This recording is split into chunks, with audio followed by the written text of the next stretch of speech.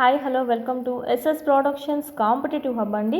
ఈ వీడియోలో మనము సైకాలజీ సంబంధించి కంటిన్యూషన్ చూద్దాము. బిట్స్ అనేటివి ఎక్స్ప్లెయిన్ చేసుకుంటున్నాం కదా, సో దాంట్లో మనకి టాప్ 30 బిట్స్ అనేటివి చూస్తున్నాం ప్రతి వీడియోలో. నెక్స్ట్ కంటిన్యూషన్ చేసుకుందామండి. ఆల్రెడీ 7 పార్ట్స్ 8 పార్ట్స్ అనేటివి కంప్లీట్ అయి ఉన్నాయి. చూడని వాళ్ళు ఉంటే చూడండి. ఇందులో భాగంగానే మనం డిఎస్సికి సంబంధించినటువంటి టెక్స్ట్ బుక్స్ ఏవైతే ఉన్నాయో 3rd నుంచి 8th వరకు సంబంధించి ఆల్ టెక్స్ట్ బుక్స్ క్లాసెస్ అనేటివి మనం చేస్తున్నాం. యూట్యూబ్లో ఫ్రీగానే ఉన్నాయి, మీరు ట్రై చేయండి, మీరు వినండి, చాలా యూజ్ అవుతుంది. టెక్స్ట్ బుక్స్ లేని వాళ్ళు కూడా ఈజీగా వినొచ్చు.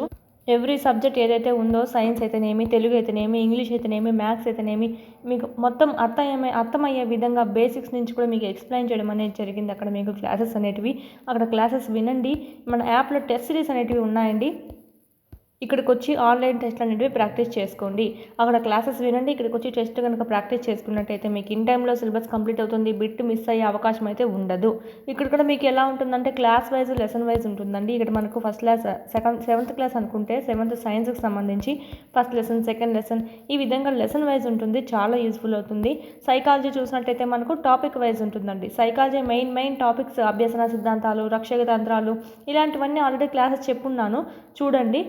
మీరు క్లాసెస్ వినండి, ఇక్కడికి వచ్చి టెస్ట్ అయితే ప్రాక్టీస్ చేసుకోండి. మనకి ఎంత చదివినా కానీ బిట్ ఫార్మేషన్ ఏ విధంగా వస్తుంది అని చెప్పి మీకు తెలియాలి. అన్ని అప్లికేషన్ టైప్ బిట్స్ అనేవి ఉంటాయి, చాలా యూస్ఫుల్ అవుతాయి. చూడండి, డిఎస్సికి టెట్కి రెండింటికి కలిసి మనకి ఒకే కోర్స్ అనేది సరిపోతుంది. పిఐఈ కూడా ఆల్రెడీ జాయిన్ చేస్తున్నాము. డిఎస్సి వాళ్ళు కూడా కొనవచ్చు, టెట్ ప్లస్ డిఎస్సి. చూడండి, వీటి గురించి ఏమైనా డౌట్స్ ఉంటే కనుక ఈ నెంబర్కి కాల్ చేయండి. 8985105456కి కాల్ చేయండి. ఆల్రెడీ ఫ్రీ కంటెంట్ కూడా ఉంది, ఫ్రీ టెస్ట్లు కూడా ఆల్రెడీ మీకు అప్లోడ్ చేస్తున్నాను. మీకు ఎవరైనా ఇక్కడ ప్రాక్టీస్ చేసుకోవచ్చు. చేసుకొని మీకు నచ్చితే కనుక పర్చేజ్ చేసుకోండి. నెక్స్ట్ మనం వీడియోలోకి వెళ్ళిపోదామండి. ఫస్ట్ క్వశ్చన్ చూద్దాము. వికాసం, డెవలప్మెంట్. మనకి ఇక్కడ వికాసానికి, పరిపక్వతకి, పెరుగుదలకి చాలా లింకప్ అనేది ఉంటుంది. సో ఆ లింకప్ అనేది ఏ విధంగా ఉంటుందో చూద్దాం. ఇక్కడ వికాసం ఈక్వల్ టు మనకు చూడండి, ఇంటూ ఇచ్చారు, ప్లస్ ఇచ్చారు. ఓకే, ప్లస్ ఇచ్చారు, అయితే ఇక్కడ మనకు అభ్యసనం ఇచ్చారు, ఇక్కడ ఇంటూ ఇచ్చారు, అభ్యసనం అనేది ఇచ్చారు. మనకు ఏదో చూద్దాము. మెయిన్ ఇక్కడ చూడండి, మనకు కన్ఫ్యూజ్ చేయడానికి మనకు పెరుగుదల ఇచ్చారు, అభ్యసనం ఇచ్చారు. అసలు ముందు వికాసం అంటే ఏంటో తెలియాలి. వికాసం అంటే ఏంటంటే పరిపక్వత, ఓకే, మెచ్యూరిటీ అండి. మనకు వయసుతో పాటు అభివృద్ధి చెందుతూ ఉంటుంది. పుట్టినప్పటి నుంచి ప్రతి వాడిలోనూ మనకు పరిపక్వత అనేది వయసుతో పాటు అనుగుణంగా పెరుగుతూ ఉంటుంది. ఈ పరిపక్వత మరియు మనం సమాజంలో నివసించేటప్పుడు ఎన్నో అనుభవాలు అనేటివి ఫేస్ చేస్తూ ఉంటాము. శారీరకంగా అయితేనేమి, మానసికంగా అయితేనేమి, ఎమోషనల్ పరంగా, ఉద్వేగ పరంగా అయితేనేమి, నైతిక పరంగా అయితేనేమి, సాంఘిక పరంగా అయితేనేమి, ఇవన్నీ మనకు వికాసాలండి. శారీరక వికాసం, మానసిక, సాంఘిక, నైతిక, ఉద్వేగ, ఇవన్నీ మనం ఎన్నో అనుభవాలు అనేటివి పొందుతూ ఉంటాము.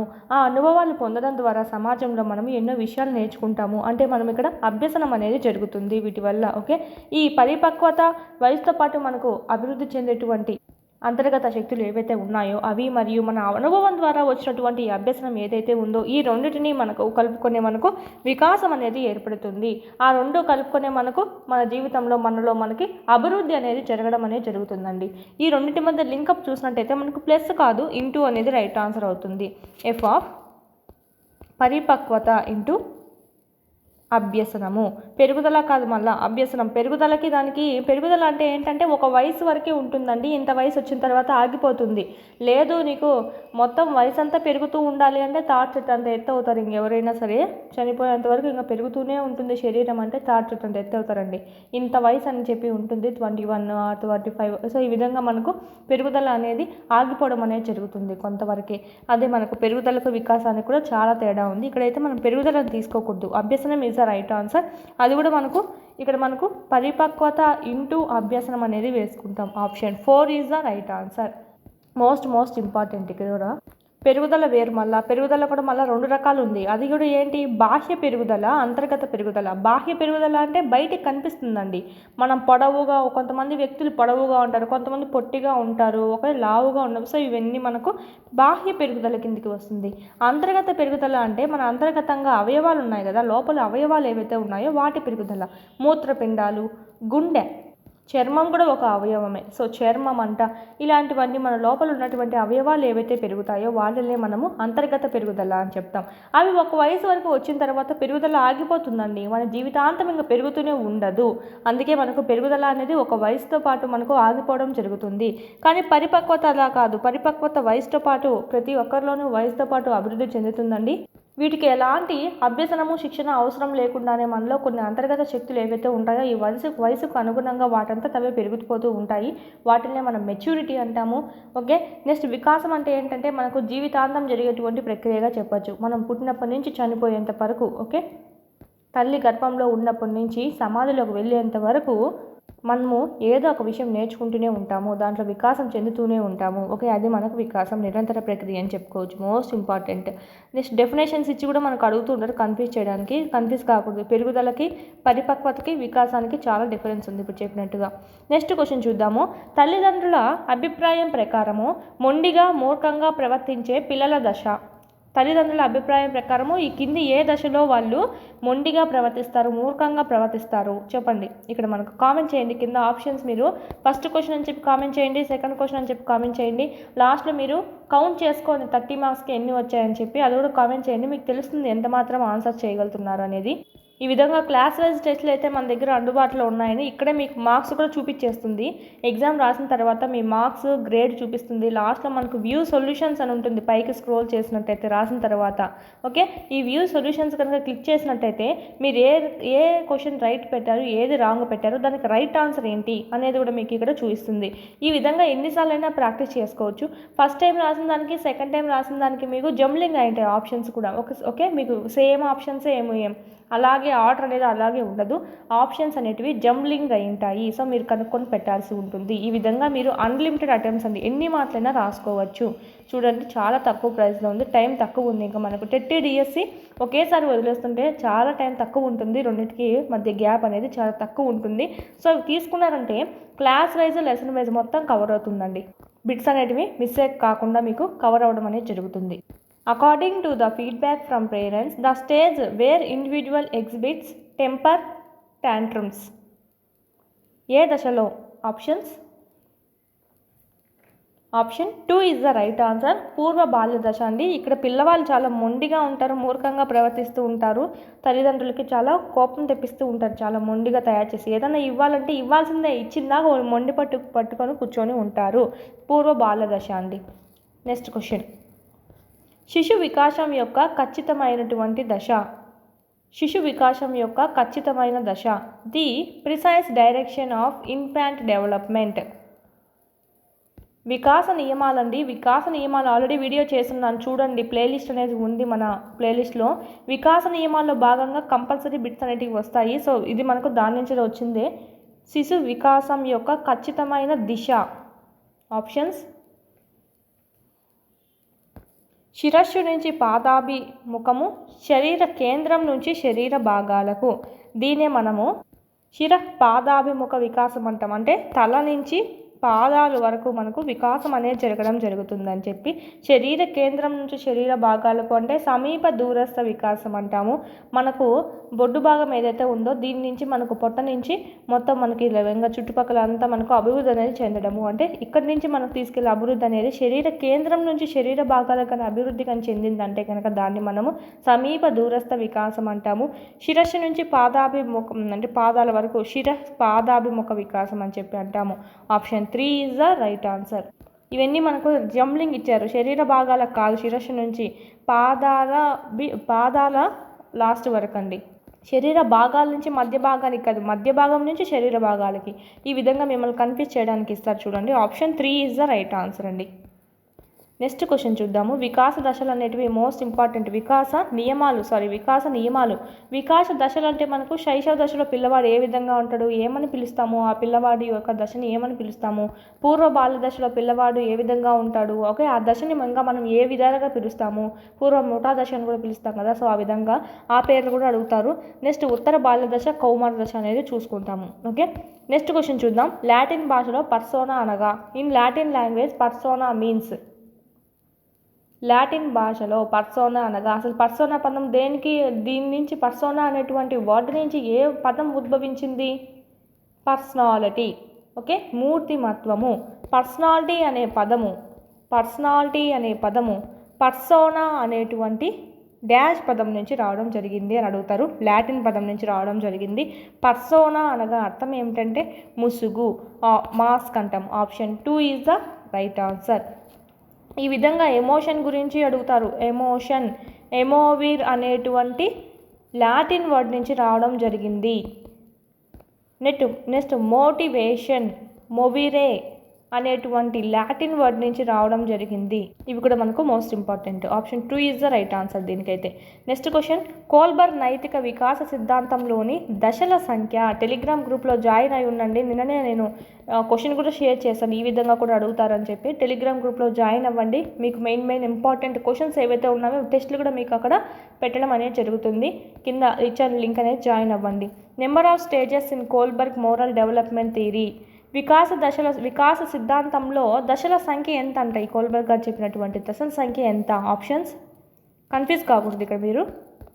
దశలు అంటే 6, స్థాయిలు అంటే 3 స్థాయిలు.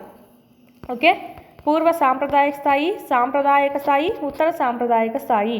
మరి ప్రతి దాంట్లో మనకు రెండు ఉంటాయి. వీటిని మనం దశలు అంటాం. మొత్తంగా 6. ఓకే, దశలు వేరు, స్థాయిలు వేరు. దశలు అడిగారంటే option 3 is the right answer. 6 దశలు ఉంటాయి. స్థాయిలు అడిగారంటే 3 స్థాయిలు అని చెప్పి మనము ఆప్షన్స్ అనేది సెలెక్ట్ చేసుకుంటాం. Option 3 is the right answer. ఇప్పుడు 5th క్వశ్చన్, ఎరిక్ ఎరిక్సన్ ప్రకారం వ్యక్తిలో సమగ్రత కనిపించే స్థాయి. నిన్ననే వీడియో చేశాను. Most important topic. ఖచ్చితంగా మీకు ఒకటి అనేది వస్తుంది. నైతిక వికాసం నుంచి వస్తుంది, ఎరిక్ ఎరిక్సన్ ప్రకారం నుంచి, దీని ప్రకారం నుంచి వస్తుంది, ఆ బాక్స్ నుంచి. ప్లస్ పియాజే సంజ్ఞానాత్మక వికాసం నుంచి రావడం జరుగుతుంది. రక్షక తంత్రాల నుంచి వస్తుంది. అభ్యసన సిద్ధాంతాల గురించి వస్తుంది. వికాస నియమాల గురించి వస్తుంది. అభ్యసన రేఖలు ఏవైతే ఉన్నాయో వాటి గురించి వస్తుందండి. మనం ఇక్కడ ఆల్రెడీ వీడియో సంఘర్షణల గురించి కూడా రావడం జరుగుతుంది. ఆల్రెడీ వీడియోలు చేస్తున్నాను. మెయిన్ టాపిక్స్ చూడండి. ఎరిక్ ఎరిక్సన్ ప్రకారం వ్యక్తిలో సమగ్రత కనిపించే స్థాయి. నేను ఇక్కడ మీకు చెప్పేటప్పుడు హింట్ కూడా చెప్పాను వీడియోలో. According to Erikson, in which level integrity appears in the individual. Options comment చేయండి కింద కామెంట్ సెక్షన్లో. ఆప్షన్స్. ఈ పీడిఎఫ్ కూడా షేర్ చేయడం జరిగింది. టెలిగ్రామ్లో జాయిన్ అవ్వండి. మనం క్వశ్చన్ ప్రకారం చూడండి. సమగ్రత అనేది ఏ వయసులో కనిపిస్తుంది మనకి? పరిపక్వ దశ, లేదా దీన్నే మనము వృద్ధాప్య దశ అని కూడా అంటాము. క్వశ్చన్ అనేది మనకు వీటిలో ఏదైనా రావచ్చు. ఈ బాక్స్ మొత్తంలో దేని గురించి అయినా అడగచ్చు. ఓకే, ఇదే ఎక్కువగా అడుగుతారండి. ఎక్కువగా ఈ మానసిక స్థితిలే అడుగుతూ ఉంటారు, ప్లస్ దశ అడుగుతూ ఉంటారు. ఈ స్థితి ఇచ్చి దశ ఏదని అంటారు, లేదా ఈ దశలో కనిపించేటువంటి ఈ మనోసాంఘిక క్లిష్ట పరిస్థితి ఏమిటి అని అడుగుతూ ఉంటారు. లేదంటే వ్యక్తి పూజ గురించి కూడా ఎక్కువగా అడుగుతూ ఉంటారు. పూర్వ వయోజన దశ. ఇలా మనకు సమగ్రత కనుక ఇచ్చారంటే కనుక ఏ దశలో కనిపిస్తుందంటే పరిపక్వ దశ అండి. ఒకసారి అన్నీ చూసుకుందాం. నమ్మకం అపనమ్మకం అయితే పూర్వ శైశవ దశలో కనిపిస్తుంది. స్వయం ప్రతిపత్తి సందేహం అయితే ఉత్తర శైశవ దశలో. క్రీడా దశలో అయితే మనకు చొరవ చూపడము, అపరాధ భావన కనిపిస్తుంది. బాగా చొరవ తీసుకొని పిల్లవాళ్ళు ఆడడానికి వెళ్ళిపోతారు, పక్క స్నేహితుల్లో బాగా చొరవ తీసుకుంటారని చెప్పి గుర్తుపెట్టుకోండి. మీకు శ్రమించడము, న్యూనతాభావము. ఈ బాగా పాఠశాలలో బాగా శ్రమించడం అనేది జరుగుతుంది. బాగా శ్రమించి కష్టపడి చదువుతూ ఉంటారని చెప్పి మీకు హింట్ కోసం గుర్తుపెట్టుకోండి. ఈ కౌమార దశలో ఏమవుతుందంటే నన్ను అందరూ గుర్తించాలి, నన్నే బాగా చూడాలి, నన్ను అందరూ బాగా గుర్తించి పొగడాలని చెప్పి అనుకుంటూ ఉంటాడు. సో ఇక్కడ మనకి పాత్ర గుర్తింపు లేదా పాత్ర సందిగ్ధం అని చెప్పుకుంటాము. ఇది కూడా మనకు గుర్తుంటుంది. చూడండి, లింకప్ ఇలా చేసుకోండి, మీకు హింట్ అనేది గుర్తుంటుంది. పూర్వ వయోజన దశలో చూసుకున్నట్టయితే సన్నిహిత్యము, ఏకాంతము. ఇంకా ఈ ఏజ్ ఏంటి? మ్యారేజ్ అయ్యేటువంటి ఏజ్. సో ఈ ఏజ్లో మనకి తోడు అనేది ఉంటుంది, సన్నిహితంగా ఉంటాము భార్యాభర్త. సో ఎవరు లేకపోతే మనకి ఇక్కడ ఏకాంతంగా మిగిలిపోవడం అనేది జరుగుతుంది.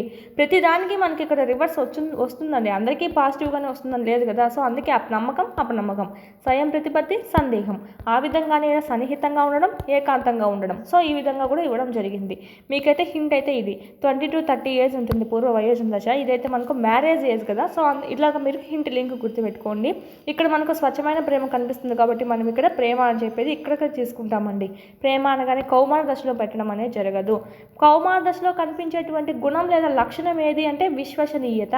పూర్వ వయోజన దశలో కనిపించేటువంటి గుణం, లక్షణం ఏమిటి అంటే ప్రేమ. ఓకే, వ్యక్తి పూజ అనేది అంటే హీరో వర్షిప్.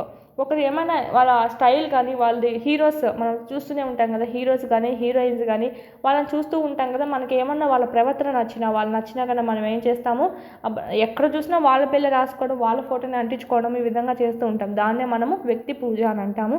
ఇది ఏ దశలో కనిపిస్తుందంటే పూర్వ వయోజన దశలో కనిపిస్తుంది. మధ్య వయోజన దశలో మనం చూసుకున్నట్టయితే ఉత్పాదకత మరియు స్తబ్దత. ఇక్కడ కనిపించేటువంటి గుణం లేదా లక్షణం ఏంటంటే సంరక్షణ. ఈ ఏజ్లోనే కదా ఇంకా మన కుటుంబాన్ని సంరక్షించే బాధ్యతలు అనేటివి మనకు ఏర్పడడం జరుగుతుంది. ఓకే, ఉత్పాదన అనేది నువ్వు చేయాల్సి ఉంటుంది. ఓకే, ఇది మనకు గుర్తుపెట్టుకోవచ్చు ఈ విధంగా మనకి. నెక్స్ట్ లాస్ట్ దశ పరిపక్వ దశ, వృద్ధాప్య దశ. దీన్నే మనం చిత్తశుద్ధి. దీంట్లో మనకు కనిపించేటువంటి క్లిష్ట పరిస్థితులు ఏంటంటే చిత్తశుద్ధి కనిపిస్తుంది, సమగ్రత కనిపిస్తుంది, నిరాశ కూడా కనిపిస్తుంది. సూక్ష్మ బుద్ధి అనేది మనకి కనిపించేటువంటి లక్షణం. ఇవన్నీ లక్షణాలు లేదా గుణాలు. ఇదైతే మనకు ఏర్పడేటువంటి క్లిష్ట పరిస్థితులు, మనోసాంఘిక క్లిష్ట పరిస్థితులు. ఓకే, ఆ ఏజ్లో ఏర్పడేటువంటివి. ఇది మనకు డిఫరెన్స్ ఉంది, చూసుకోవాలి. నెక్స్ట్ సమాజ నిర్మాణంలో ఎవరి పాత్ర వల్ల సమాజం మంచిగా ఉంది అంటే ఈ మధ్య వయోజన దశ వారి వల్ల. ఓకే, వాళ్ళ ఉత్పాదకత ఉండడం వల్లనే ఈ సమాజం అనేది మంచిగా ఉండడం అనేది జరిగింది. ఇది మనకు సంబంధించి దీని నుంచి ఏ విధంగా అయినా బిట్ అనేది రావచ్చు. ఓకే, సేమ్ అండి. మనకు ఇక్కడ ఇది ఒకటి మారుతూ ఉంటుంది, దశలు అనేటివి ఇస్తాడు కనుక్కోమని చెప్పి. ఇక్కడైతే ఆప్షన్ ఏంటి మనకు పరిపక్వ దశ is the right answer. Option 2 is the right answer. Next question, పరస్పర సంబంధాలను చూడగలిగే అంతర్గత శక్తియే ప్రజ్ఞ అని నిర్వచించింది ఎవరు? The statement the internal energy which can see the inter relations intelligence is defined by. పరస్పర సంబంధాలను చూడగలిగే అంతర్గత శక్తియే ప్రజ్ఞ అని చెప్పి నిర్వచించింది ఎవరు? ఆప్షన్స్ డైరెక్ట్ బిట్, ఇది డెఫినేషన్స్ కదా, చూసుకోవాలి, వీటి నుంచి కూడా వస్తుంది. Option 1 is the right answer. Spearman అండి, ఈ డెఫినేషన్ ఇచ్చింది స్పియర్మన్. చూడండి, ఇక్కడ స్పియర్ అని ఎలా గుర్తుపెట్టుకుంటారంటే సంబంధాలు సా ఉంది, పరస్పరంలో కూడా సా ఉంది. సో ఇక్కడ స్పా ఉంది కదా, సో స్పియర్మన్ ఇలాగైనా గుర్తుపెట్టుకోవచ్చు.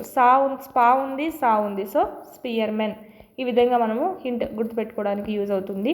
8 సంవత్సరాల వయసు కలిగిన స్నేహిత 11 సంవత్సరాల వయసు గల సామర్థ్యం చూపగలిగితే ఆమె యొక్క ప్రజ్ఞాలబ్ధి ఎంత అంటే ఆమె ప్రజ్ఞాలబ్ధి యొక్క రకము. ఇక్కడ మనం ఐక్యూ కనుక్కోవాలి ఫస్ట్, దాన్ని బేస్ చేసుకొని బాక్స్ అనేది చూసుకుంటాము.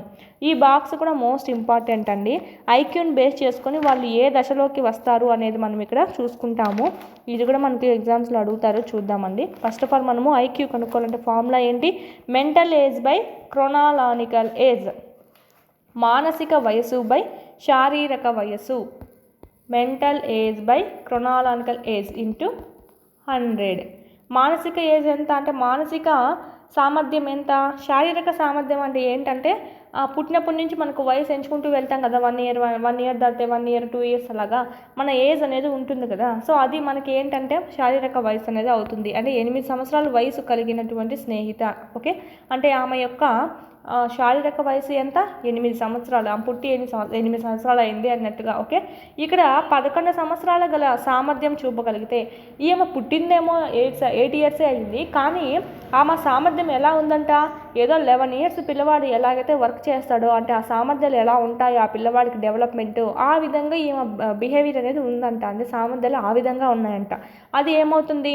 మెంటల్ ఏజ్ అవుతుంది. So 11 years into 100. 11/8 ఇంటూ 100. ఇక్కడ మనం చూసుకుంటే 11 ఇంటూ 100 ఏమవుతుంది? 1100/8. ఇక్కడ మనం చూసుకుందాము. మనం అందాజుగా కనుక్కుంటే సరిపోతుంది. మనమేం కరెక్ట్గా పాయింట్లో కనుక్కోవాలనేం లేదు. పాయింట్ యువతల వరకు చదువుకుంటే కనుక్కుంటే సరిపోతుందండి.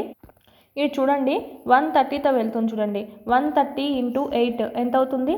0, 24, 9, 10, 1040 అవుతుంది. ఓకే, ఇది మనకు జస్ట్ అందాజుగా కనుక్కుంటే సరిపోతుంది. మనకేం పాయింట్లలో అవసరం లేదు. 139 చెప్పవచ్చు చూడండి, మళ్ళీ దీనికన్నా ఎక్కువ అయిపోతుంది. 139 ఎంత అవుతుంది? 131 9 ఎంత అవుతుందంటే 9 1 9 అంటే జస్ట్ 1లోనే డిఫరెన్స్ ఆ మధ్యలోనే వస్తుంది. 9 27, 9 1 9 10 11 1179 వస్తుంది. సో ఇది మనకు సరిపోదు. 130 ఎగ్జామ్ 1040. సో ఇది సరిపోతుంది కదా. సో అందాజుగా మనం 130 అని చెప్పుకుంటాము. బాక్స్ మనకు ఇక్కడ ఐక్యూ రకాల ప్రకారము 130 అనేది ఎక్కడ వస్తుందంటే 120 to 139 మధ్యలో రావడం జరుగుతుంది. ఐక్యూ రకం అనేది 130 అనేది ఈ రెండింటి మధ్యలోనే ఉంది కదా. ఇది చూసుకుంటే అత్యున్నత అత్యున్నత ప్రజ్ఞావంతులు లేదా అత్యున్నత ప్రతిభావంతుల యొక్క అని చెప్పుకోవచ్చు. ప్రతిభావంతులు ఈ ఐక్యూ అని ఈ లెవెల్ ఉందంటే ఐక్యూ 130 ఈ 120 నుంచి 139 మధ్యలో కనుక ఉందంటే వాళ్ళు ఏ రకానికి చెందిన వాళ్ళు అంటే అత్యున్నత ప్రతిభావంతులు లేదా అత్యున్నత ప్రజ్ఞావంతులు. ఇక్కడ మనం ఆప్షన్స్ చూద్దాము. Option 2 is the right answer. అత్యధిక ప్రజ్ఞావంతురాలుగా చెప్పచ్చండి. నెక్స్ట్ చూద్దాం టేబుల్ కూడా మనకు మోస్ట్ ఇంపార్టెంట్ చెప్తాను, నేను ముందు క్లాస్గా చేస్తాను. 0 నుంచి 25 వరకు ఉంటే వాళ్ళని రక్షణ స్థాయి బుద్ధిమాంద్యులు అని అంటాము. 26 to 49 మరి ఇంత తక్కువ అయితే అడగలేండి. నెక్స్ట్ శిక్షణా స్థాయి బుద్ధిమాంద్యులు. 50 నుంచి 69 వరకు ఉంటే అభ్యసనా స్థాయి. ఓకే, అభ్యసనా స్థాయి అంటే మనకి వీళ్ళనే మనము అల్ప బుద్ధులు అని చెప్తామండి. ప్రాథమిక విద్యార్థులు అని చెప్తాము. ప్రాథమిక విద్యాస్థాయి విద్యార్థులు అల్ప బుద్ధులు అంటాము. వీళ్ళు శిక్షణ ఇస్తే కొంచెం చదువుకోగలుగుతారు, అలాంటి వాళ్ళని బుద్ధిహీనులు అని అంటాము. ఇక్కడైతే రక్షణ స్థాయి బుద్ధిమాంద్యులు, వీళ్ళు అసలు అతి తీవ్రమైనటువంటి బుద్ధిమాంద్యం అని చెప్పచ్చు. వీళ్ళు చాలా జాగ్రత్తగా చూసుకోవాల్సి ఉంటుంది, వాళ్ళ పనులు కూడా వాళ్ళు చేసుకోలేరు. వీళ్ళకైతే శిక్షణ ఇస్తే కొంచెం చేసుకోగలుగుతారు. ఇక్కడ కూడా మనం చూసుకుంటే అల్ప బుద్ధులు అంటాం, అంటే స్వల్పంగా ఉంటుంది బుద్ధిమాంద్యత అనేది. మూర్త విషయాలు చెప్పామంటే దాని ద్వారా అర్థం చేసుకుంటారు, మూర్త విషయాల ద్వారా అభ్యసనం అనేది జరిగించవచ్చు. 70 to 89 దీంట్లో మనం చూసుకుంటే వీళ్ళని మనం నిదాన అభ్యసకులు అంటాం, అంటే తెలివి తక్కువ వాళ్ళు అని చెప్పి అంటూ ఉంటారు. 90 నుంచి 109 ప్రజ్ఞాలబ్ధి కనుక ఉన్నట్టయితే దీన్ని మనము సగటు ప్రజ్ఞావంతులు అంటాము. సగటు ప్రజ్ఞావంతులు. ఇక్కడ మనకి ఎక్కువ రకం ఎవరు ఉన్నారు మనలో అంటే చాలా మందిలో మనం చూసినట్టయితే యావరేజ్ అనేది తీసింటారు అందరూ ఐక్యూ తీసి. దాంట్లో మనం చూసుకుంటే ఎక్కువ మంది ఏ స్టేజ్లో ఏ రకమైనటువంటి ప్రజ్ఞ దాంట్లో ఉన్నారు అంటే ఈ సగటు ప్రజ్ఞావంతుల్లో ఉన్నారు. చాలామందికి 90 నుంచి 109 వరకు ఐక్యూ అనేది రెండింటి మధ్యలోనే ఉంది చాలా మందిలో.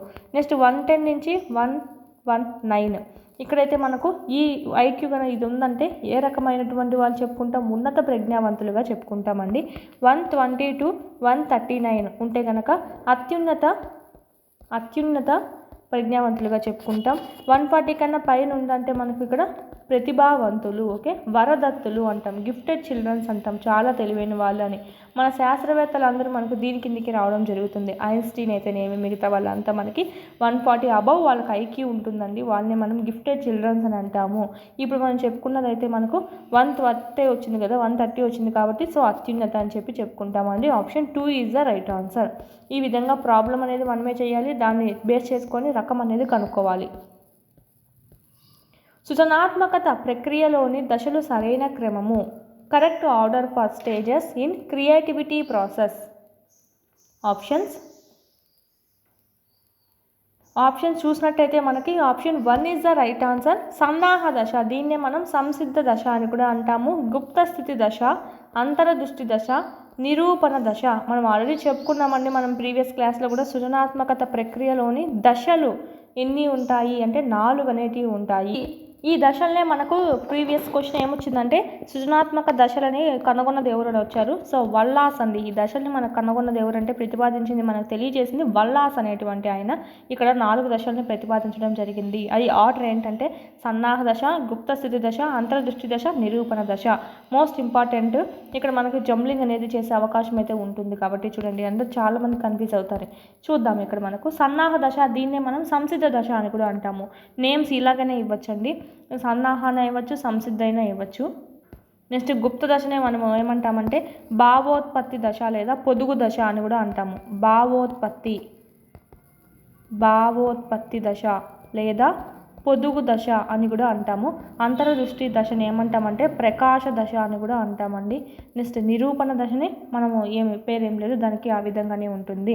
ఈ 4 దశలు అనేటివి ఉంటాయి అని చెప్పి మనకి ఇక్కడ సృజనాత్మకత ప్రక్రియలో మనకు 4 దశలు, ఈ 4 ఉంటాయని చెప్పి చెప్పడం అయితే జరిగింది. ఎవరు అంటే వల్లాస్ అండి, వల్లాస్. అదే సృజనాత్మక రకాలు ఉన్నాయి, రకాలు తెలిపింది ఎవరు, రోబో అని చెప్పి నేను గుర్తు చెప్పాను, బోడెన్, రోబో అని చెప్పి గుర్తుపెట్టుకోండి అని చెప్పాను. రకాలైతే బోడెన్ అండి, దశలైతే వల్లాస్. హర్లాక్ ప్రకారం మధ్య వయసు. According to Hurlock middle age is. Hurlock ప్రకారం మధ్య వయసు అంటే ఏమిటంటే option 4 is the right answer. 40 నుంచి 60 సంవత్సరాలు అండి, 40 నుంచి 60 సంవత్సరాలు. ఓకే, హర్లాక్ ప్రకారం మధ్య వయసు అని చెప్పి ఈ ఏజ్ని అంటాడు. ఈ కింది వానిలో రుణాత్మక ఉద్వేగం కానిది. The following is not a negative emotion అండి. నెగిటివ్ ఎమోషన్ కానిది కనుక్కోవాలి. ఆప్షన్స్ నమ్మకమా, సిగ్గా, ఆతృతన, అలసటన. చాలామంది ఏం చేస్తారంటే రుణాత్మక ఉద్వేగం ఏమో అని చెప్పి మనకు రాంగ్ ఆన్సర్ పెడుతూ ఉంటారు. అంటే కానిది అడిగారండి. అంటే ఏంటి, 3 అనేటివి రుణాత్మక ఉద్వేగం అయి ఉంటుంది, 1 అనేది పాజిటివ్ అయి ఉంటుంది. అదేంటో కనుక్కుందాము. నమ్మకం అండి, ఎదుటివారి మీద నమ్మకం పెట్టుకోవడం అనేది జరుగుతుంది. అది ఏంటి, మనకి పాజిటివ్ మైండ్గానే ఉంటుందండి, పాజిటివ్ని మనకు తెలుపుతుంది. So option 1 is the right answer. సిగ్గు అనేది ఏంటంటే కొంచెము సిగ్గులో మనకి ఏమొస్తుందంటే ఏమన్నా పని చేయాలంటే చేయలేము, భయపడుతూ ఉంటాము. సో అప్పుడు ఏమున్నట్టు మనకు నెగిటివ్ ఉన్నట్టే కదా. సో ఇది మనకు నెగిటివ్ కిందికి వస్తుంది. ఆతృత కూడా మనకు నెగిటివ్ కిందికి రావడం జరుగుతుంది. అలసట అనేది కూడా మనము నెగిటివ్ కిందికి వస్తుందండి. మన పాజిటివ్గా ఏమొస్తుందో అంతే, సంతోషం అంట. ఇక్కడ మనకి ఇది కూడా అడుగుతూ ఉంటారు, ఒకరి కోసం ఎదురు చూడడం అండి. నిరీక్షణ అనేది ఏమిటి? ఓకే, ఇది పాజిటివా నెగిటివా చెప్పండి. ఇది మనకు చాలా ఇంపార్టెంట్ బిట్, ఒకసారి ఎగ్జామ్స్లో కూడా అడిగారు. నిరీక్షణ, ఒకరి కోసం ఎదురు చూస్తూ ఉండడము. సో ఇదిలో మనకు చూసుకున్నట్టయితే నెగిటివా పాజిటివా చెప్పాలి. ఇక్కడ ఆప్షన్స్ మీరు కింద కామెంట్ చేయండి. 11th క్వశ్చన్ అని చెప్పి కామెంట్ చేయండి, ఏం పర్లేదు. ఈ నిరీక్షణ చూసినట్టయితే పాజిటివా నెగిటివా అంటే పాజిటివ్ అండి. చాలామంది నిరీక్షణ అంటే చాలా సేపు వెయిట్ చేయడం కదా, ఇది నెగిటివ్ ఫీలింగ్. అయితే మనకు కోపం వచ్చి అది నెగిటివ్ ఫీలింగ్ అనేది అవుతుందని చెప్పి అంటూ ఉంటారు. కాదండి, నిరీక్షణ మనం ఒకరి కోసం ఎదురు చూస్తున్నాము, వాళ్ళు వస్తూనే మనకి ఏమొస్తుందంటే ఒక రకమైనటువంటి ఫీలింగ్, ఆనందం అనేది వస్తుంది. మనము ఎదురు చూస్తున్నాం, దేని గురించి అయితే ఎదురు చూస్తున్నామో అది కానీ మనకు దక్కిందంటే మనకు ఆనందం వస్తుంది. సో ఆనందము, సంతోషము ఇలాంటివన్నీ మనకు పాజిటివ్ అనేది అవుతుంది. సో నిరీక్షణ అనేది కూడా మనకు పాజిటివ్ ఎమోషన్ అవుతుంది. Okay, most important, positive emotion అవుతుంది. కన్ఫ్యూజ్ అవ్వకూడదు, చాలామంది కన్ఫ్యూజ్ అవుతూ ఉంటారు. ఇలాగ మనకు ఆనందం కలిగించేటివన్నీ ధనాత్మక ఉద్వేగాలు అంటాము. రుణాత్మక ఉద్వేగాలు అంటే మనకి బాధ కలిగించేటివి. ఓకే, మనకు భయం కలిగించేటివి, బాధ కలిగించేటివి, సిగ్గు, ఆతృత, అలసట, భయము, కోపము ఇలాంటివన్నీ. ధనాత్మక అంటే సంతోషము, ఆనందము, ఇలా విధంగా నిరీక్షణ, ఉత్సాహము ఇవన్నీ మనకు ధనాత్మక కిందికి రావడం జరుగుతుంది.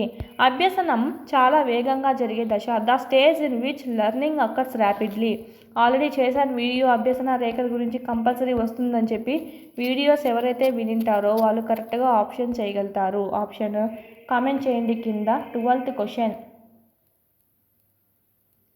12th క్వశ్చన్ అండి. అభ్యసనం చాలా వేగంగా జరిగే దశ ఏదంటే option 4 is the right answer, ప్రారంభ స్ఫూర్తి దశ. ఇక్కడ స్టార్టింగ్లో ఉంటాం కదా, స్టార్టింగ్లో మనలో ప్రేరణ కూడా ఎక్కువగా ఉంటుంది. సో స్టార్టింగ్లో మనం అభ్యసనం బాగా చురుగ్గా స్టార్ట్ చేస్తాం అనమాట. నెక్స్ట్ వచ్చే కొద్దీ అది ఫస్ట్ దశ, బాగా ప్రారంభ స్మూత్ దశ. నెక్స్ట్ కొంచెం హెచ్చుతగ్గులు ఏర్పడుతూ ఉంటుంది. అప్పుడప్పుడు కొంచెం ప్రేరణ తగ్గుతుంది, అప్పుడప్పుడు ఎక్కుతుంది, అప్పుడప్పుడు తగ్గుతుంది, ఎక్కుతుంది. అందుకే ఇక్కడ మనకు హెచ్చుతగ్గులుగా ఉంటుంది. దీన్నే మనం చాంచల్య దశ అంటాము. నెక్స్ట్ థర్డ్ది ఏంటంటే పీఠభూమి దశ. మన ఎక్స్ యాక్సిస్ ఏదైతే ఉందో దానికి ప్యారలల్గా అయిపోతుంది, సమాంతరంగా అయిపోవడం జరుగుతుంది. ఇవన్నీ మనకు పీఠభూమి దశ. దీంట్లో అభ్యసనము తాత్కాలికంగా నిలిపివేయడం అనేది జరుగుతుంది. ప్రేరణ లోపించడం వల్ల కావచ్చు, సపోజ్ ఎన్నో మనకు కారణాలు అనేటివి ఉంటాయి. ఈడ అభ్యసనం అనేది తాత్కాలికంగా నిలిపివేయడం జరుగుతుంది. దీన్నే మనం ఏమంటామంటే అభ్యసనము ఆగిపోయిందేమో అని అనిపించే దశ ఏది అంటే పీఠభూమి దశ. ఓకే, నెక్స్ట్ 4th వన్ ఏంటంటే మళ్ళా ప్రేరణ లోపం ఎక్కడైతే ఉందో అది కనుక్కొని మళ్ళా ప్రేరణ పొందించి మళ్ళా అభ్యసనం కొనసాగించడం జరుగుతుంది. అదే మనకు తర్వాతి స్ఫూర్తి దశ, ద్వితీయ స్ఫూర్తి దశ అని కూడా అంటాం. నెక్స్ట్ లాస్ట్ 5th వన్ ఏంటి, శారీరక హద్దు.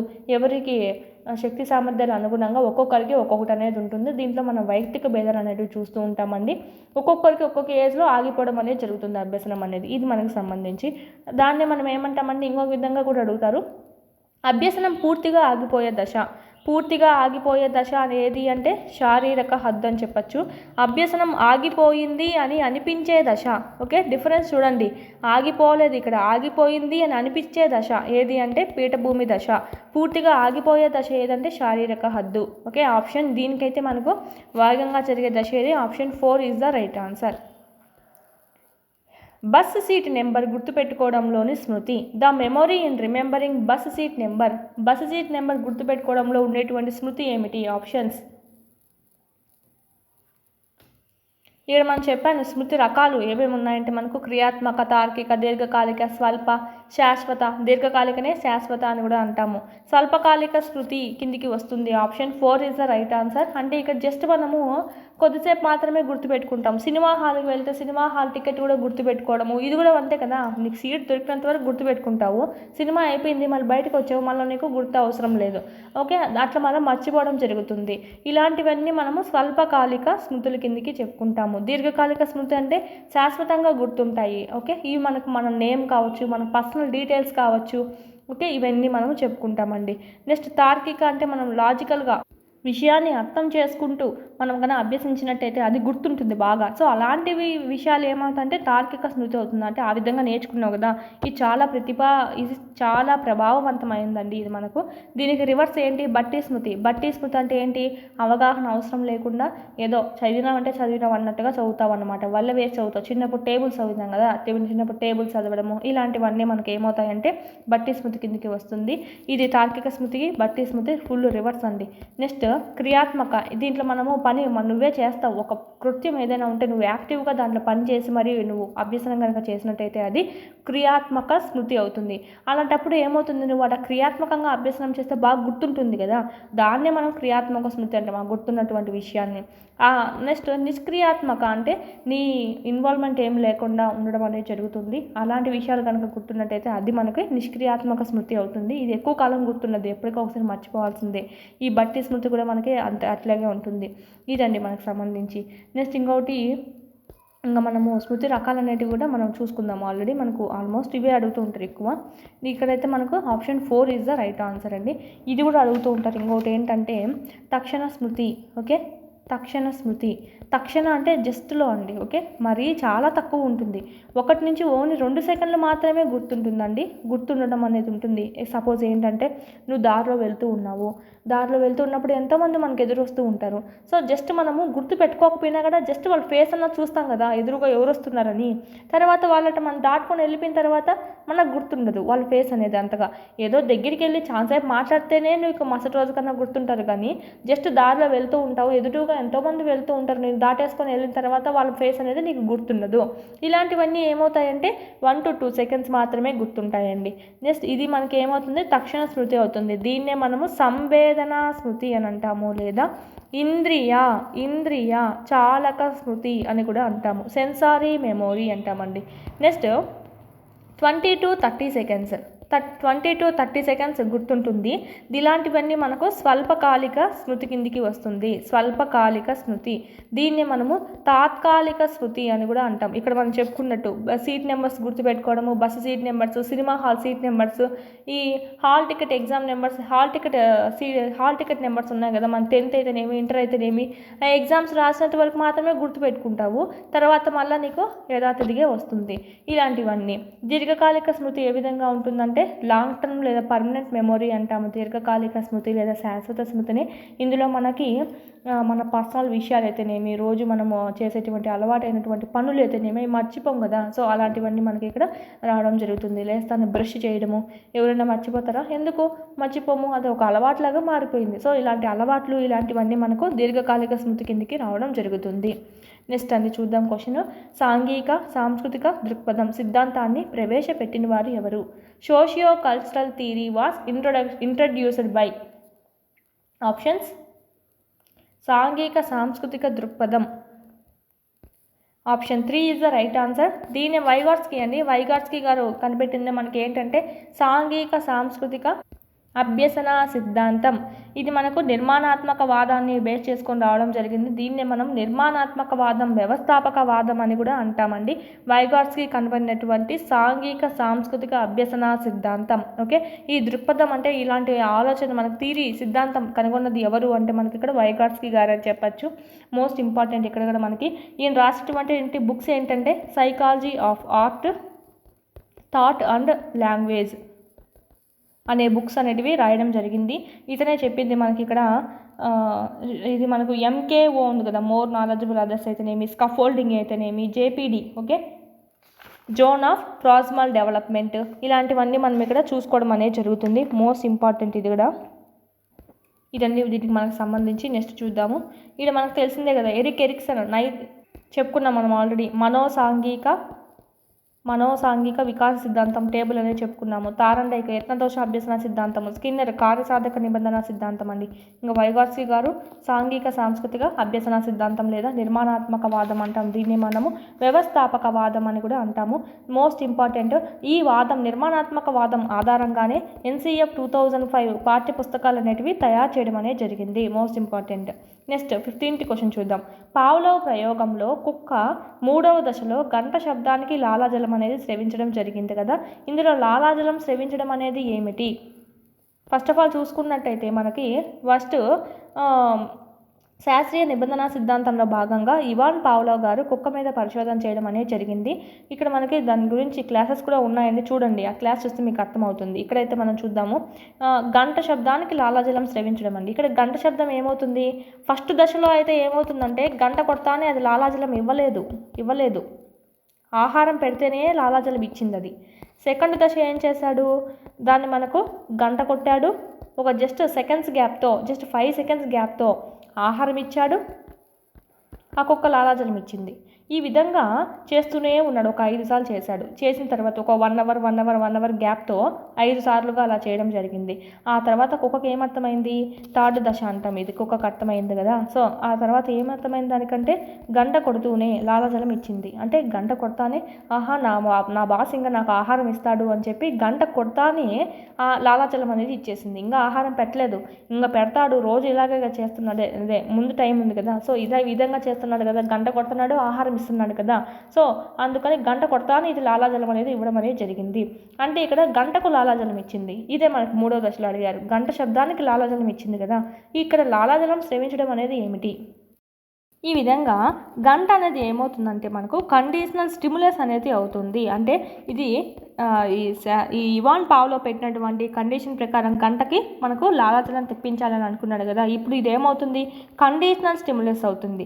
అన్కండిషనల్ అంటే ఏంటంటే నీకు ఎలాంటి నిబంధన లేకుండానే కుక్కకి ఏమవుతుంది? ఆహారం చూపిస్తానే లాలాజలం వచ్చేస్తుంది. అది ఏమవుతుంది? ఆహారం అనేది అన్కండిషనల్ స్టిములస్. ఎలాంటి కండిషన్ అవసరం లేదు లాలాజలం రావడానికి, చూస్తానే ఆహారం వచ్చేస్తుంది.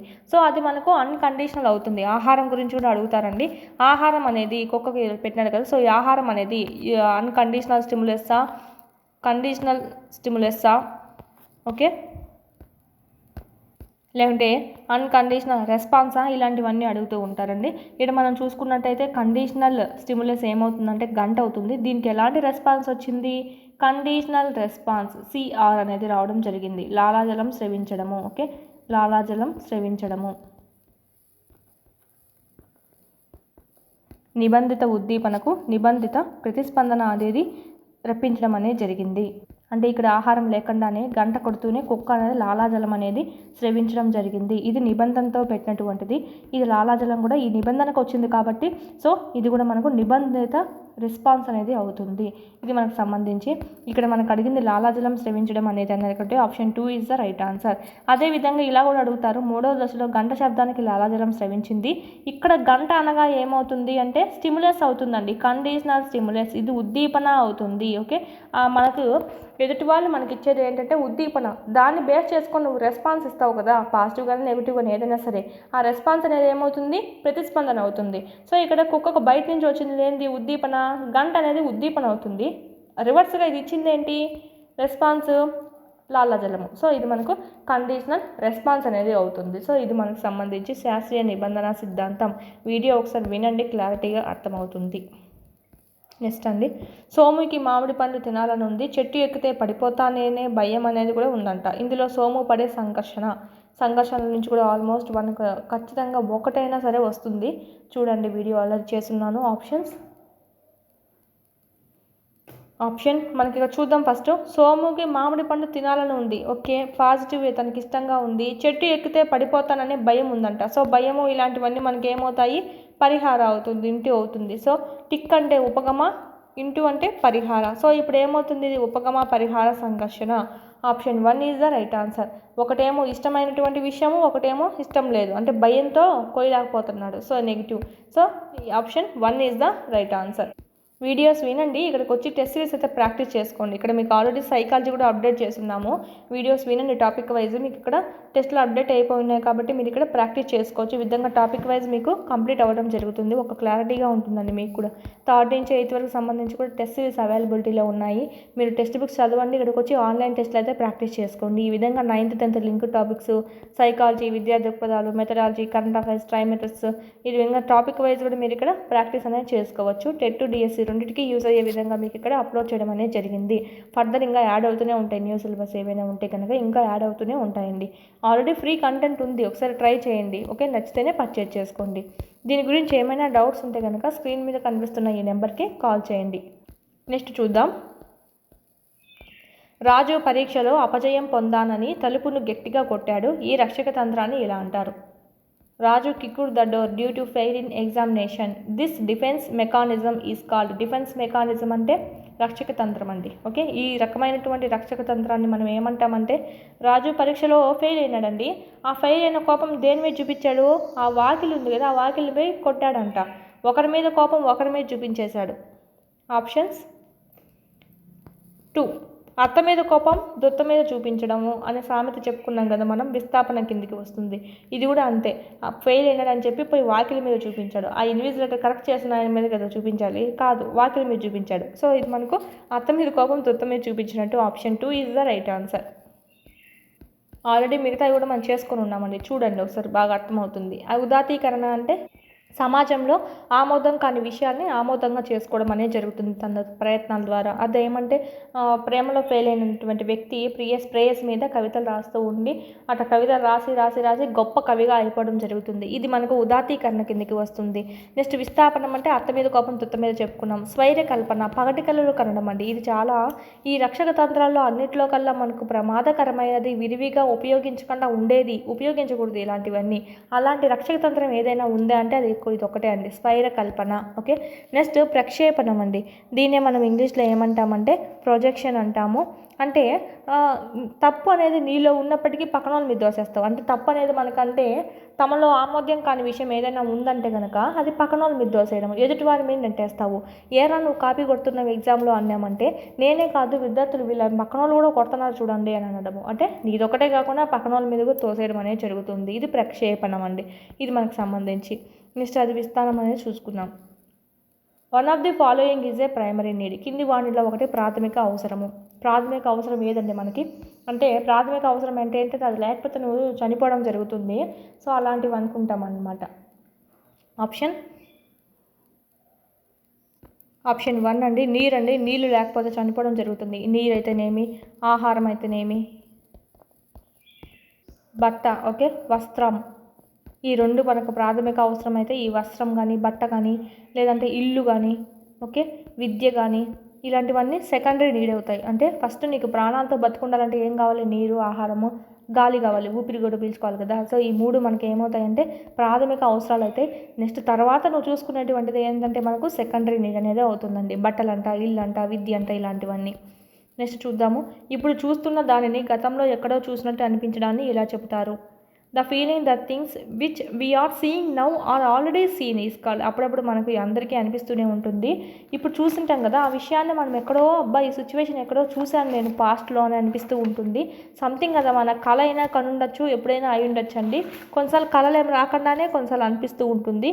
దీన్ని ఏమంటాము అంటే మనకు మోస్ట్ ఇంపార్టెంట్. ఇది మనకు చాలా ఎగ్జామ్స్లో అడిగారు, మనకు డిఎస్సికి అయితేనేమి, టెట్కి అయితేనేమి. చూసుకున్నట్టయితే ఆప్షన్ 2 అండి, deja vu. Option 2 is the right answer. చాలా ఉన్నాయి, ఒక్కొక్కటి ఒక్కో రకంగా ఉంటుంది మనకి. హ్యాలో ఎఫెక్ట్ అనడము, జైగార్నిక్ ప్రభావం అయితేనేమి, దమనం అయితేనేమి. ఫస్ట్ చూద్దాం. ఇక్కడ దమనం అంటే ఏంటంటే మనకి ఇక్కడ ప్రేరేపిత విస్మృతి అంటాము. ప్రేరేపిత విస్మృతి అంటే కావాలనే మర్చిపోవడం అనేది జరుగుతుంది. ఉద్దేశపూర్వకంగా నువ్వు మర్చిపోవడం జరుగుతుంది. సో ఉద్దేశపూరిత విస్మృతి అంటాం. ఎందుకంటే దీన్ని మనం చూసినట్టయితే దీని కిందకి ఏమేమి వస్తాయంటే, నీకు బాగా ఇష్టమైన వాళ్ళు దూరం అవ్వడము, నీకు బాగా ఇష్టమైన వ్యక్తి చనిపోవడము లాంటివి జరిగాయంటే నువ్వు కావాలనే మర్చిపోవాలని చూస్తూ ఉంటావు. ఓకే, దాన్నే మనము దమనం అని అంటాము, రీప్రెషన్ అని అంటామండి. బాధాకరమైన అనుభవాలు, చేదు జ్ఞాపకాలు, ఎవరన్నా నాకు దక్కాలని చెప్పి వాళ్ళు దక్కకుండా వెళ్ళిపోతే ఆ రకమైనటువంటి బాధ ఉంటుంది ఉంటుంది కదా, దాన్ని మర్చిపోవాలని చూస్తాం కదా. సో అదంతా మనకి దమనం కిందికి చూసుకుంటాము. అంటే కావాలనే చెప్పి నువ్వు మర్చిపోవడం అనేది జరుగుతుంది కాబట్టి ఉద్దేశపూర్వ విస్మృతి అంటాం. ఉద్దేశపూర్వంగా నువ్వు మర్చిపోవాలనుకుంటున్నావు కాబట్టి ప్రయత్నపూర్వ విస్మృతి అని కూడా అంటామండి. అంటే నీ ప్రయత్నంగానే నువ్వు మర్చిపోవాలి అని కోరుకుంటున్నావు కదా, సో అందుకు ఇన్ని రకాలుగా పేర్లు అనేటివి ఉంటాయి. దీన్నే మనం మానసిక ఆత్మహత్య అని కూడా అంటాం. చాలా కష్టం కదా అలా చేయాలంటే. సో దీన్ని అందుకే ఏమంటామంటే మానసిక ఆత్మహత్య అని చెప్పి అనడం అయితే జరుగుతుంది. నెక్స్ట్ ఇదే విధంగా మనకు చూసినట్టయితే నెక్స్ట్ జైగార్నిక్ ఎఫెక్ట్ చూద్దాము. ఏమంటారు జైగార్నిక్ ఎఫెక్ట్? దీన్ని చూసినట్టయితే జైగార్నిక్ అనేది ఏ భాషా పదము అని ఉందండి మనకు. యాక్చువల్లీ జైగార్నిక్ అనేది ఒక లేడీ పేరు కనుగొన్నది ఆమె, అందుకే ఆమె పేరు పెట్టుకున్నారు, ఒక లేడీ నేమ్ జైగార్నిక్ అనేది. ఈ మనకు రష్యా దేశానికి చెందిన ఆమె అని చెప్పి మనకు న్యూ బుక్లో ఇవ్వడం జరిగింది. ఓల్డ్లో అయితే జర్మనీ అని ఇచ్చారండి. చూసుకోవాలి ఇంకా మనకి ఇదైతే న్యూ బుక్లో ఇచ్చారు, ఇదైతే ఓల్డ్ బుక్లో ఇచ్చారు. అయితే రష్యా భాషా పదం అని చెప్పి చెప్పుకోవచ్చు. వ్యక్తి పూర్తి చేసిన పనుల కంటే మధ్య మధ్యలో వదిలేస్తాం చూడండి, అలాంటివి ఎక్కువ కాలం గుర్తుండడం అనేది జరుగుతుంది. అంటే బాగా గుర్తుంటాయి. అలాగా మనకు మొత్తం పూర్తి చేసింది కాక సగం పని చేసింటాం చూడండి, అట్లాంటిది గుర్తుంటుంది. సో దాన్నే మనము జైగార్నిక్ ఎఫెక్ట్ అని చెప్పి అంటాం. Zeigarnik effect. Next hello effect, hello ప్రభావం అని చెప్తాము. ఒకరిని చూస్తూనే వాళ్ళ మీద ఒక వైఖరి అనేది ఏర్పడుతూ ఉంటుంది. దాన్నే మనము హ్యాలో ఎఫెక్ట్ అని చెప్పి అంటామండి. డెజావో అనేది కూడా అడుగుతారు. ఇది ఏ భాషా పదం అని అడుగుతారండి? ఫ్రెంచ్ భాషా పదము. ఇంకోటి ఉంటుంది మనకు వాన్ రెస్పార్ట్, రెస్టాప్ట్, వేర్పాటు అంటాం, వేర్పాటు. దీన్నే మనం ఇంగ్లీష్లో ఐసోలేషన్ ఎఫెక్ట్ అంటామండి. ఇది మనకు వాన్ రెస్టాఫ్ అనేటువంటి జర్మనీ శాస్త్రవేత్త మనకు తేవడం జరిగింది కాబట్టి దీన్ని మనము ఆ పేరు మీదుగానే పెట్టుకున్నాము. ఇక్కడ ఎలా ఉంటుందంటే ఏ అంశం అయితే మనకు డిఫరెంట్గా భిన్నంగా ఉంటుందో అన్నిటితో పోల్చుకుంటే అది మాత్రమే గుర్తుంటుందంట. సో అలాంటి మనకు గుడిసెలు ఉన్నాయండి, ఒక ఊర్లో అన్ని గుడిసెలు ఉన్నాయి, కానీ ఒక ఇల్లు పక్కా హౌస్ కనుక ఉందంటే మన దృష్టి ఏమవుతుంది, దాని మీదకి వెళ్తుంది. సో దీన్నే మనం ఏమంటామంటే ఐసోలేషన్ ఎఫెక్ట్ అంటాం, వాన్ రెస్టాఫ్ ఎఫెక్ట్ అని చెప్పి అంటామండి. అందరి పిల్లలు యూనిఫామ్లో వచ్చారు, కానీ ఒకరు మాత్రము పుట్టినరోజునో ఏదో అలా అని చెప్పో నార్మల్ డ్రెస్లో రావడం జరిగింది. సో వాళ్ళు మనకు అందరు యూనిఫామ్లో మనకి ఎవరి మీద కనబడుతుంది, భిన్నత్వంగా ఎవరు ఉన్నారో వాళ్ళ మీదకి చూపెళ్తుంది. సో దాన్ని మనం ఏమంటామంటే వాన్ రెస్టాఫ్ ఎఫెక్ట్ అని చెప్పి అంటామండి. ఇది మనకు. నెక్స్ట్ ఇంకోటి ఏముందంటే కన్సాలిడేషన్, ఇంకా మనకు పెగ్ విధానం అంట, ఓకే, చంకింగ్, ఇలాంటి చాలా పదాలన్నీ ఉన్నాయి. సో ఎక్స్ప్లెయిన్ చేసుకుందాం ఒకసారి మనము. ఇంకొక వీడియో అనేది చేస్తాను వీటన్నింటి గురించి. నెక్స్ట్ సెంచరీస్ ఆఫ్ చైల్డ్హుడ్ గ్రంథ రచయిత, author of the book centuries of childhood.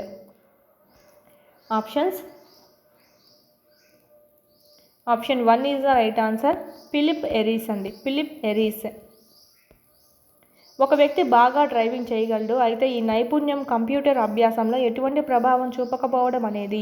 Driving కంప్యూటర్కి ఏమన్నా సంబంధం ఉందా? లేదు కదా. అభ్యసనం బదలాయింపు ఏ విధంగానూ జరగట్లేదు. సో 0 అభ్యసన బదలాయింపు. సో 0 అంటే ఏంటి మనకి? శూన్య. So option 3 is the right answer. Already వీటి మీద కూడా చేస్తున్నాం, వినండి. అనుకూల అంటే ఒక అభ్యసనం అనేది ఇంకొక అభ్యసనం చేయడానికి మనకు యూజ్ అయింది అనుకోండి విషయాలు, సో దాన్ని అనుకూల అంటాము. ఒకటి ముందు నేర్చుకున్నటువంటి జ్ఞానము నెక్స్ట్ నేర్చుకునేటువంటి దానికి అవరోధం కలిగిస్తే ప్రతికూల బదలాయింపు. దీన్నే మనము రుణాత్మక బదలాయింపు లేదా వ్యతిరేక బదలాయింపు అని కూడా అంటాము. ద్విపార్ష బదలాయింపు, కుడి చేత్తో చేసింది ఎడం చేత్తో కూడా చేయగలము, కుడి కాలుతో చేసింది ఎడం కాలుతో కూడా చేయగలము. సో ఈ విధంగా చేసినట్టయితే మనకు ద్విపార్ష బదలాయింపు. ఈ option 3 is the right answer దీనికైతే. పిల్లలకు పాఠంపై ఆసక్తి కలిగించడానికి ఉపాధ్యాయుడు చేయకూడనిది. పిల్లలకు పాఠం పైన ఆసక్తి కలిగించడానికి ఉపాధ్యాయుడు చేయకుండా ఉండాల్సింది ఏంటి కింది వాటిలో అంటే 3 చేసేటివి ఉంటాయి. చర్చను ప్రోత్సహించాలి, ఎస్. నిశ్శబ్దంగా ఉండమని అడగాలి, ప్రశ్నలు అడగాలి, సమూహ చర్చను నిర్వహించాలి. పిల్లలకు ఆసక్తి కలగాలంటే వాళ్ళేమో నిశ్శబ్దంగా ఉండు అంటే ఆసక్తి ఏం కలగదండి. ఆప్షన్ 2 అండి, ఇది రాంగ్ ఆన్సర్. చర్చను ప్రోత్సహించాలి, అప్పుడే వాడికి పాఠం మీద ఇంట్రెస్ట్ వస్తుంది. ఓకే, ఏమన్నా చెప్పాలనుకుంటే వాళ్ళు చెప్పనివ్వాలి ఆ పాఠం సంబంధించి. వాటి గురించి ప్రశ్నలు అడగాలి, అంటే వాళ్ళ లెసన్ పేరు వాళ్ళ నోటి నుంచి తప్పించడానికి మనం ఎన్నో ప్రశ్నలు అనేటివి అడగాల్సి ఉంటుంది. సమూహ చర్చను నిర్వహించడము, ఒక 2-3 కలిపి ఒక సమూహం ఏర్పరిచి ఈ 3 సంబంధించి ఒక టాపిక్ ఇచ్చి దాని గురించి మాట్లాడమని చెప్పడము లెసన్కి అనుగుణంగా. ఓకే, ఈ విధంగా చేసినట్టయితే పాఠం వినాలి అనేటువంటి ఆసక్తి కలుగుతుంది. నిశ్శబ్దంగా ఉండమని చెప్తే వాడు అలాగే కూర్చొని నిద్రపోతాడండి. Option 2 is the right right answer. ఇక్కడ మనకి దీనికి చెందనిది ఆప్షన్ 2.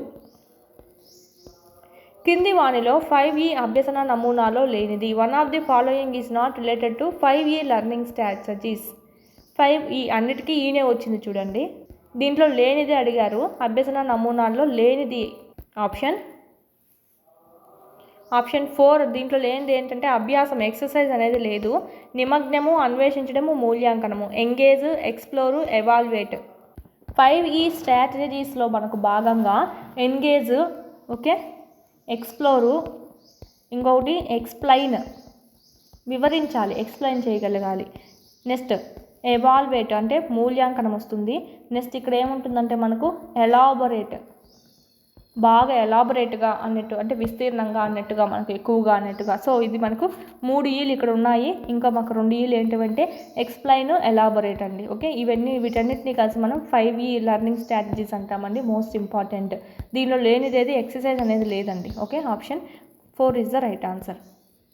సంఖ్యలను చదవడంలో వ్యక్తపరచడంలోని అభ్యసన సమస్య. సంఖ్యలను చదవడంలోనూ వ్యక్తపరచడంలో, సంఖ్యలను learning problem in reading and expressing numbers. సంఖ్యలు అంటే దేనికి సంబంధించి మనకు మ్యాథమెటిక్స్కి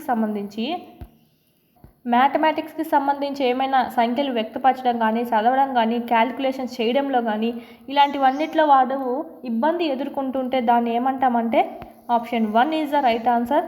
ఈ వీటిల్లో మనకు సమస్య అనేది ఉందంటే option 1 is the right answer. Dyscalculia, ఇది ఫేసియా. డిస్ఫేసియా అంటే మాట్లాడడంలో ఇబ్బందిగా ఫీల్ అవ్వడము. ఓకే, భాషా సంబంధించి దాంట్లో మనకు పలకడం కానీ, మాట్లాడడంలో ఫీల్ అవుతూ ఉంటే అఫేసియా అన్న కూడా మనకు అదే వస్తుంది. లెక్సియా. ఓకే, అలెక్సియా అంటే ఏంటంటే అలెక్సియా లేదా డిస్లెక్సియా అనేది మనం కూడా చూసుకుంటాము. ఈ అలెక్సియా లేదా డిస్లెక్సియా అంటే చదవడంలో లోపంగా మనకు ఉన్నట్టయితే మనకు అలెక్సియా లేదా డిస్లెక్సియా చెప్పుకుంటాము. నెక్స్ట్ ఇంకోటి ఏముంది, గ్రాఫియా ఉంది. డిస్గ్రాఫియా లేదా అగ్రాఫియా అనేది మనకు చూస్తాం. దీన్ని మనకు రాయడంలో లోపంగా చెప్పుకుంటామండి. నెక్స్ట్ చూద్దాం. సాంఘిక అభ్యసన సిద్ధాంతాన్ని ప్రతిపాదించింది. Social learning theory was proposed by. Option 4 is the right answer. Bandura అండి, బండూరా. ఇక్కడ మనకు పరిశీలన అభ్యసనం కూడా మనకు ఈయన చేసిందే. సోషల్ లెర్నింగ్ థియరీ, దీన్ని మనము సోషల్ లెర్నింగ్ థియరీ అని కూడా అంటాము. సాంస్కృతిక అనేది వేరు. సాంస్కృతిక అభ్యసన సిద్ధాంతం అంటే వైగాట్స్కి వస్తుంది. సాంస్కృతిక లేదు ఇక్కడ, ఓన్లీ సోషల్ లెర్నింగ్ థియరీ అని ఉంది. So option 4 is the right answer, Bandura. పియాజే గారైతే సంజ్ఞానాత్మక వికాస సిద్ధాంతం, ఇది ఆల్రెడీ చెప్పాను. సాంస్కృతిక అభ్యసన సిద్ధాంతం. నెక్స్ట్ కార్ల్ రోజర్స్ అయితే మనకి ఇక్కడ స్వీయ వికాస సిద్ధాంతాన్ని ప్రతిపాదించింది ఈయన. బండూరా గారైతే పరిశీలన అభ్యసన సిద్ధాంతం, సాంఘిక అభ్యసన సిద్ధాంతం. నెక్స్ట్ క్వశ్చన్, మెటాకాగ్నిషన్ స్వబుద్ధి సామర్థ్యానికి ఉదాహరణ. An example of metacognitive competency. Option 2 is the right answer. స్వీయ ప్రతిస్పందన, సెల్ఫ్ రిఫ్లెక్షన్. మెటాకాగ్నిషన్ అంటే స్వబుద్ధి అంటామండి. స్వబుద్ధి సామర్థ్యానికి ఉదాహరణ ఏంటంటే స్వీయ ప్రతిస్పందన అని చెప్తాము. Option 2 is the right answer. కింది వానిలో ఏకకారక సిద్ధాంతానికి సంబంధించని వారంట. One of the following is not related to unifactor theory. ఏకకారక, బహుకారక సిద్ధాంతం ప్రీవియస్ బిట్స్లో ఎక్స్ప్లెయిన్ చేసుకున్నాం. Option 1 is the right answer. Gardner. క్రింది వానిలో ఆంధ్రప్రదేశ్ నాడు నేడు కార్యక్రమంలో లేనిది. స్కూల్స్ని బాగా అభివృద్ధి చేయడము, దాని కిందకి రానిదేది. The following is not in Nadu Nedu programme of Andhra Pradesh. Option 2 text books అనేటివి కాదు. టాయిలెట్స్, గ్రీన్ చాక్ బోర్డ్స్, మంచినీటి సరఫరా, ఇవన్నీ నాడు నేడు కార్యక్రమం కిందకి అమలు చేస్తూ ఉన్నారండి, మంచిగా అందిస్తూ ఉన్నారని చెప్పి ఇక్కడ. నెక్స్ట్ ఆప్షన్ 2 టెక్స్ట్ బుక్స్ అయితే కాదు, ఈ పథకం కిందకైతే కాదు. The following is the ICT based teaching. క్రింది వానిలో ఐసీటీ ఆధారిత బోధన. ఆప్షన్ పీపీపీ అండి, పవర్ పాయింట్ ప్రజెంటేషన్ అని చెప్తాము, PPP. Next question, last question అండి. ఖచ్చితంగా టెస్ట్ సిరీస్ అయితే ప్రాక్టీస్ చేసుకోండి, చాలా యూస్ఫుల్ అవుతుంది. ఎక్కడ మీకు అందరు టాపిక్ వైజ్ ఇస్తున్నారు కానీ ఈ విధంగా లెసన్ వైజ్ అయితే మనమే ప్రొవైడ్ చేయడం ఫస్ట్ ఇక్కడ మీకు ఇక్కడ అయితే చాలా యూస్ఫుల్ అవుతుంది. లెసన్ వైజ్ ఉంటాయి, క్లాస్ వైజ్ ఉంటాయి కాబట్టి ఎవ్రీ లెసన్ ఎవ్రీ బిట్ కూడా మీకు కవర్ అవ్వడం అనేది జరుగుతుంది. దీని గురించి ఏమైనా డౌట్స్ ఉంటే ఈ నెంబర్కి కాల్ చేయండి. ఏమైనా డౌట్స్ ఉన్నా కూడా క్లారిఫై చేయడం అనేది జరుగుతుంది. కోర్సెస్ గురించి లింక్ అనేది కింద డిస్క్రిప్షన్లో ఇవ్వడం జరిగింది. డౌన్లోడ్ చేసుకొని ఫ్రీ టెస్ట్ కూడా ఉన్నాయి, ప్రాక్టీస్ చేయండి. నచ్చితేనే పర్చేజ్ చేసుకోండి. అదేవిధంగా టెలిగ్రామ్ లింక్ ఏదైతే ఉందో జాయిన్ అవ్వండి. దాంట్లో కూడా మీకు ఇక్కడ ఏమైనా క్వశ్చన్స్ కానీ అప్డేట్స్ అన్నీ మీకు దాంట్లో పెట్టడం అనేది జరుగుతుందండి. లాస్ట్ క్వశ్చన్ చూద్దాం. ప్రయోగంలో ప్రయోగ స్థితికి లోనయ్యే సమూహము. The group that receives experimental treatment. ప్రయోగంలో ప్రయోగ స్థితికి లోనయ్యేటువంటి సమూహము ఏమిటి? Option 2 is the right answer. ప్రయోగ సమూహము. ప్రయోగ స్థితికి లోనయ్యే సమూహం ఏదంటే ప్రయోగ సమూహం అండి. ఆ సమూహం మీదనే మనం ప్రయోగం యూజ్ చేసి బోధించడం అనేది జరుగుతుంది. ఇది మనకు ప్రయోగ పద్ధతిలో భాగంగా మనం చూసుకుంటామండి. ఇవన్నీ మనకి option 2 is the right answer.